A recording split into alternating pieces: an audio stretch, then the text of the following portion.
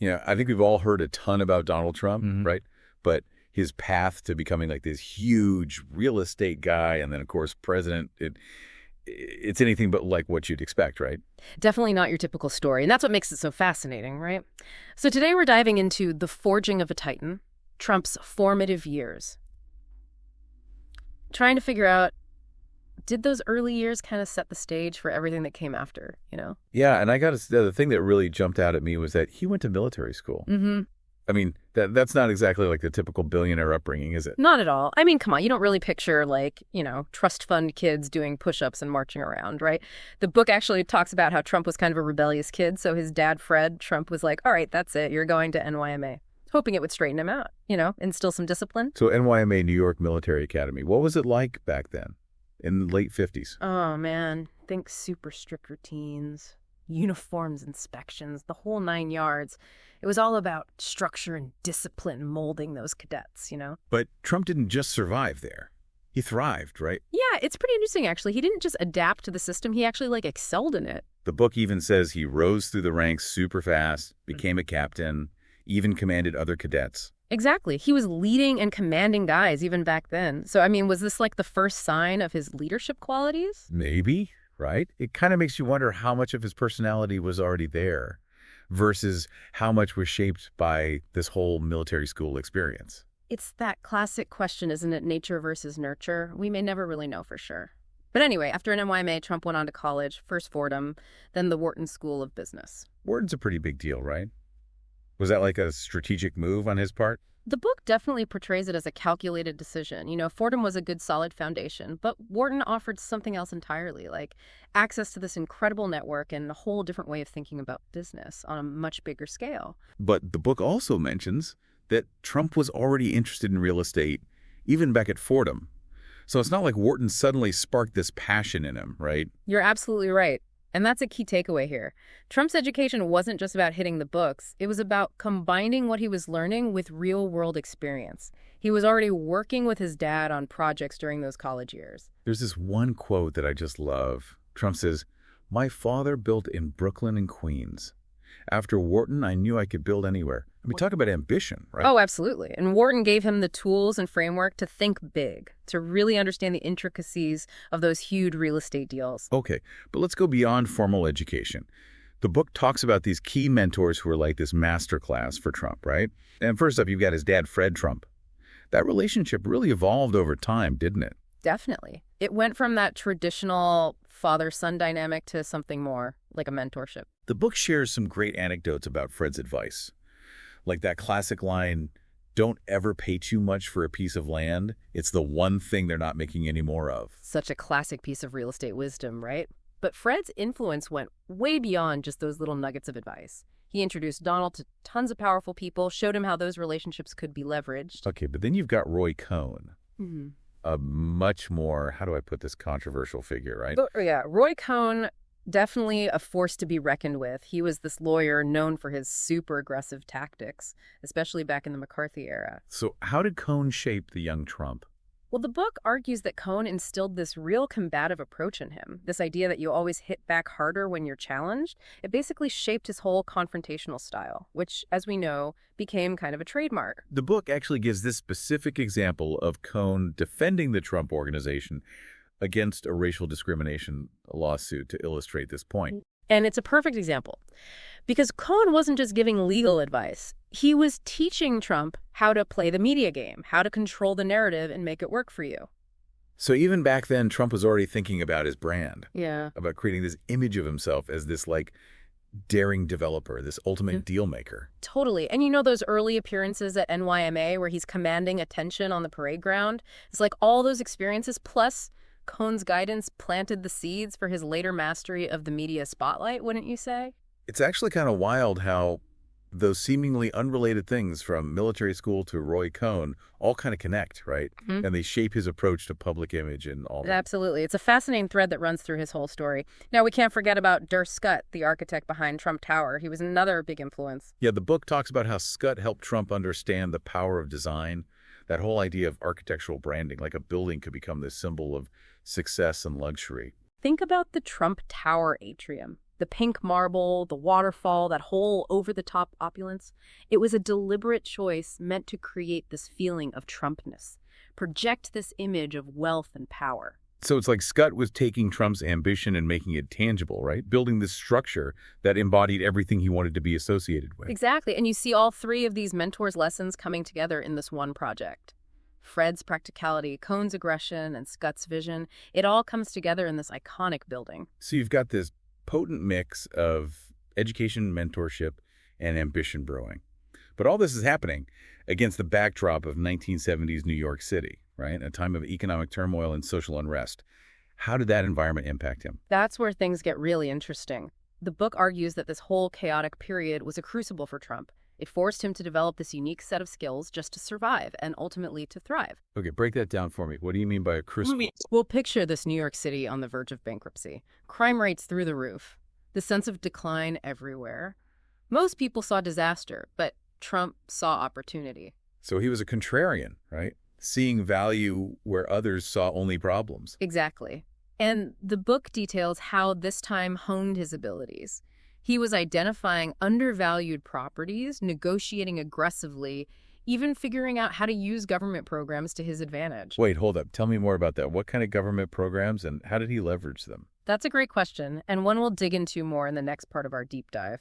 But the key takeaway here is that this experience taught him how to operate in this super high-stakes environment, to take risks and see potential where everyone else just saw chaos. So instead of being defeated by all the challenges, he actually used them to his advantage. He became even more resilient, sharpened his instincts. It makes you wonder if those experiences kind of prepared him for the cutthroat world of business and eventually the even more intense world of politics. That's a really interesting thought, and one we'll explore further as we continue to unpack the making of Donald Trump. All right, so let's pick up where we left off and talk about those government programs you mentioned. Yeah, the book gets into how Trump was able to navigate all those city and state regulations, the tax breaks and incentives. He kind of used it all to his advantage. It's almost like he saw the whole system as his game, and he was determined to win. He was good at it, too. The book specifically mentions the 421, a tax abatement program. Remember that one? It was meant to encourage development in rundown areas, but Trump saw the potential there and used it to finance a bunch of his early projects. He was definitely a risk taker, but he was also incredibly savvy. He knew how to work the system to get what he wanted. Makes you think about his time working with his dad, right? Seeing firsthand how to make deals and rake in those profits. Exactly. It wasn't just book smarts from Wharton. It was real-world experience learning from a master deal maker. Which brings us back to that big question, is character destiny? What? I mean, you could argue that Trump was just naturally inclined to take risks. That ambition was always there. Sure, but then you could also say that it was the unique circumstances of New York in the 70s, the availability of those programs, and, of course, his dad's mentorship. It all created this perfect environment for those traits to really flourish. So nature and nurture working together, right? It's never that simple, is it? Rarely is. Speaking of conflicting forces, let's circle back to Roy Cohn. We talked about his aggressive lawyering, but the book dives deeper into how he taught Trump to manipulate the media. Cohn was all about controlling the narrative, right?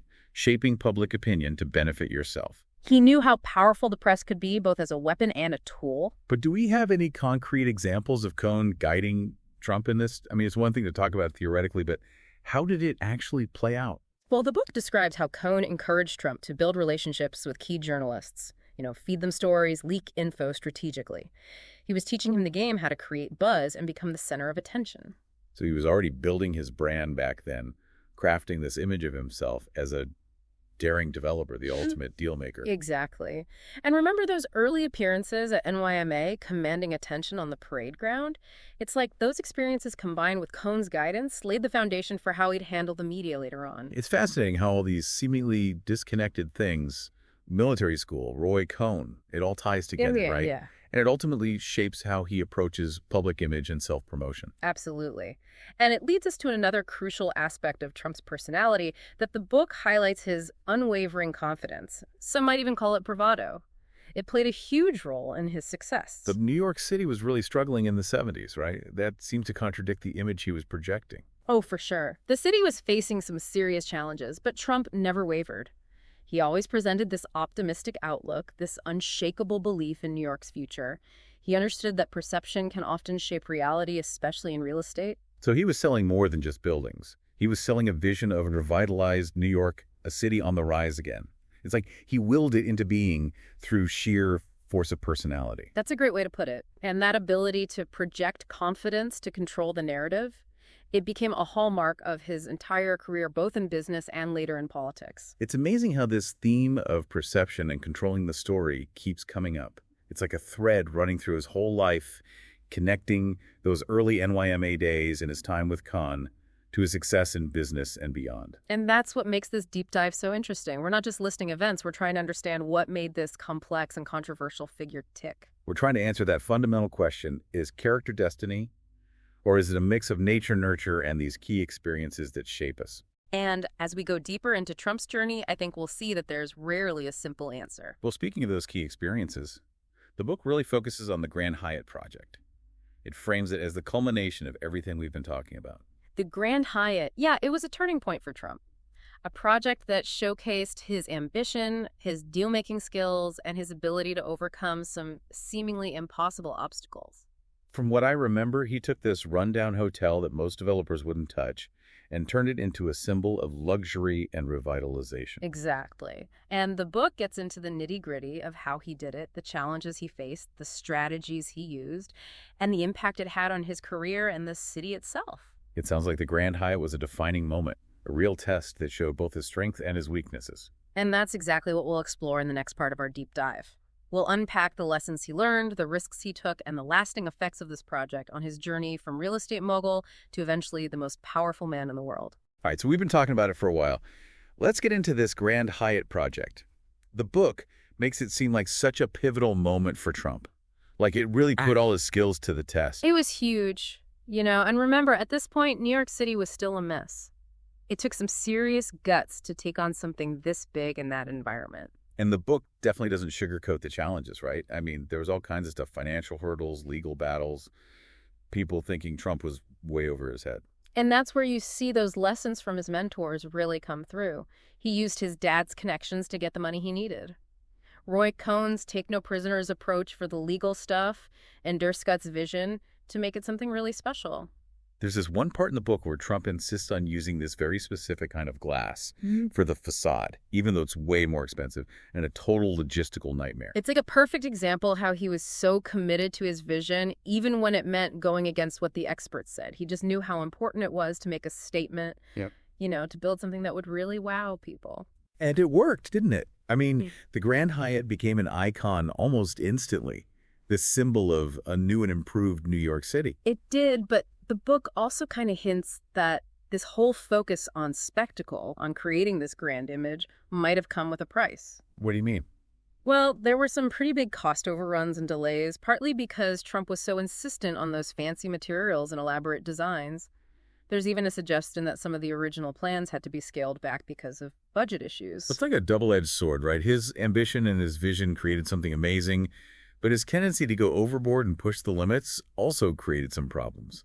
It makes you wonder if those tendencies just got amplified by how successful the Grand Hyatt turned out to be. That's a really good point. And you see that duality play out throughout his career. The same qualities that lead to his wins can also contribute to his losses. It's almost like a mini version of his whole story, right? You see the ambition, the risk-taking, the unshakable confidence, but also the potential to overreach and kind of ignore the practical stuff. It's all there in the Grand Hyatt Project. And when you think about everything we've talked about today, from those military school days to Roy Cohn and finally this incredible project, it brings us back to that question. Did all of that shape his destiny, or was he always going to be this way? Yeah, tough to say, for sure. But by digging into those early years and those key moments, we get a much better understanding of the forces that shaped Donald Trump.